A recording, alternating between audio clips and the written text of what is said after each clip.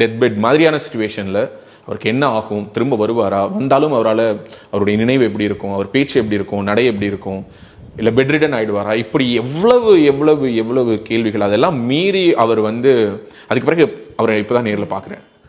அப்போ சத்குருவை ஸ்டேஜில் பார்க்கும்பொழுது, சத்குரு அந்த ரேம்பில் வாக் பண்ணும்பொழுதெல்லாம் ஆட்டோமேட்டிக்காக இந்த எந்த படம் இந்த விஸ்வாசம் படத்தில் அஜித் வரும்போது யாரும் எந்திரிச்சு நிற்கக்கூடாதுன்னு சொன்ன உடனே சொன்னவர் எந்திரிச்சு நிற்பார்ல, அந்த மாதிரி